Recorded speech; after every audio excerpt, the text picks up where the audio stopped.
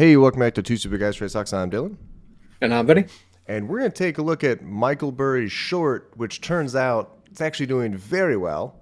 This is his second attempt at this. He put a crazy amount of money, more than he did in 2008 in this short. It looks like he could have been right, and there's something kind of nerve-wracking that's about to happen in the market. We're going to take a look.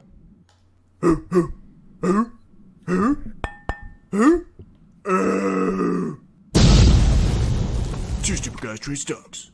All Love it. right. So this is whale Wisdom. wisdom. Thank you. He had SPY puts, Q puts. You can see how much the market value is. It's not like super accurate. It's leveraged, but whatever. Yeah. The date reported was over here on the right, August 14th. You see my arrow? You can't. But August 14th. That is not the date that he started it. We're going to show you that. But there's some interesting things that are about to happen. So you can see my arrow, right? Yeah. All right, cool. This is where he would have bought the short, somewhere in here. We don't know the exact day. We just know that when he was eligible to when he reported. So this is the Qs. You can see he may have timed this perfectly. This blue line that's sloping upward, that is the 200-day moving average. Okay? That is the most important line, in my opinion, for directing trends. We've done historical looks at this. I have other videos on this where I went back 20 years and how you can really determine a direction based off of if we're above or below it, and if we hit it, if it respects it, that kind of stuff. This week we fell below it on the SPY. Did not realize the SPY is now below the 200-day moving average. That's wild. It's a little bit rough. You can see here, he may have gone the top on the SPY as well. I'm going to zoom out here a little bit so you can see this 200 moving average. This is going back to beginning of 2022. Okay, so almost 2 years. You can see how well respected this line is, right? We have multiple hits. If we pop up, you want to see volume push through if you're going the direction. If you don't, you usually fall back down. Popped up, went down, and then I got screwed in here, by the way. So I did a heavy short. And I lost so much because it was right here when we popped above it. You know, it is what it is. But you can see it respects this line quite well. Same with the Qs. Hit, popped above it, used it as support twice, and we are now approaching it again. Wow. Yeah. Now, here's where this gets interesting, right? It's not just the Qs or the SPY. We've seen that the Qs, in particularly also the SPY, are being held up by like 7 stocks, right? So we're going to take a look at that. But let me first move my face. So this is the percentage of stocks above the 100-day moving average. We're at 17.5%. It's not great. Yeah. That's Okay? pretty poor market breadth, right? So that's saying that many of the companies within the overall market are doing poorly individually. Now it's kind of hard for the market to do well, overall, if so many of them are having such a bad trend. Exactly. Same thing, but 200 moving average. So we're at about 24%. So 1 in 4. Okay? Now, here's where this gets very interesting. We are all familiar with this. Top 10 SPY holdings. You can see the top 10 here hold 30.5% of the assets, with Apple heaviest at 7, Microsoft 6.5, and it kind of decreases from there, right? Now, this is very similar to the Qs, almost the same companies, minus the last 2, but you have a lot more emphasis on Apple, almost 11%, Microsoft almost 10%. This is almost half of the Q holdings, just in this right here. That's pretty scary. Yeah. Well, this gets really interesting. So we just crossed the 200 on Apple. Okay.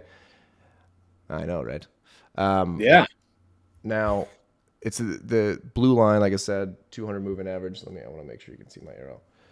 This is not just for ETFs. Stocks respect this. Everything respects it. This is the big deal. Usually when you pop down on Apple or Microsoft or whatever, you usually will have a revisitation of it. We are going to see what happens. But there's a chance that the market could be falling out from under us right now. Well, there's a major news event this week too. I believe Apple earnings is like this week. I'm double Mm, checking that as of right now.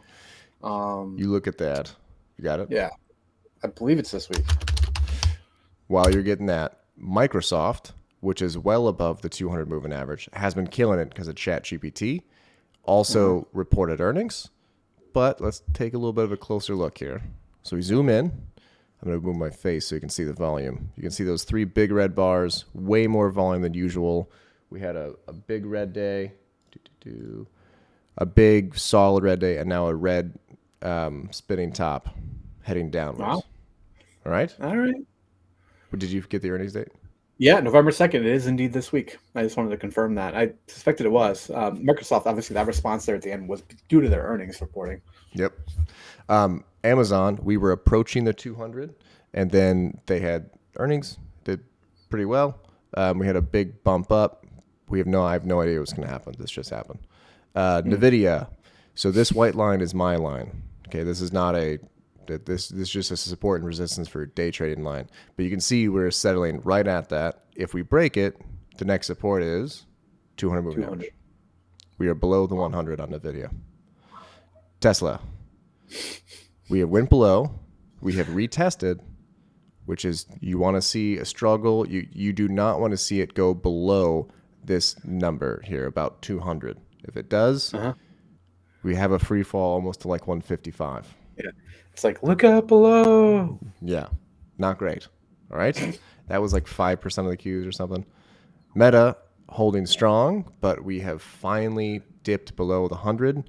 We have not been below the 100 in an incredibly long time. They just had earnings, Yeah. and we did not go up above it. And Google. All Ooh, right. nice. Earnings too. They dropped a significant amount below the 100 and are on their way to the 200 right now. So we have multiple stocks that are at, slightly below, or approaching the 200. The SPY has dipped below the 200, and the Qs are right there. It is possible. I'm not saying I'm not shorting, by the way. I already lost like 15 grand. I ruined my whole year's gains on this short, right? I'm going to break even this year, which is a bummer. It is what it is. I'm just the only reason I'm breaking even is because I shorted Nikola like 6 times. By the way, that's the only reason I'm breaking even. But there is a possibility that there's a pretty heavy hit to the market coming if Apple does not hold up well. Was it November 2nd? You're muted. The November 2nd, the thing I do like this time of the market is that I get my numbers ready. So I have buy prices for these companies that are starting to drop. So I know when I want to get in and what I'll be willing to pay per share basically for them. That's kind of my methodology in these kind of sort of market environments. What's your price for Apple? I don't have one right now. I think I'm more than enough Apple. So that's not one I'd be looking to buy, but potentially more Meta, Google, or Microsoft. They're all ones that I'm definitely interested in. I own all of them, but those are ones that I don't have as much of. I'm overly concentrated on Apple still. What's your price for Google? Mine's 110. Uh, So yeah, you're in the ballpark. I would say I want to aggressively add below 100 if I can. My cost basis on Google, I want to say, is probably in that ballpark. But that's the way I was looking at it before. And the market drop was I was scaling into my position. I think Yeah. I have 60 shares of Google right now. I'd be willing to buy another 20 if we get to 100, and another 20 after that if we got to 80. Would be my two levels. So because everything is at this level and the SPY has dropped, I will not be buying anything if we start dropping heavily because at that point valuation doesn't quite matter. It's just human psychology, as we saw with Meta dropping to like 80 2 years ago or whatever it was, and now they're 300. So, all right, guys, let us know what you think. Next one. Yep, that's the next one.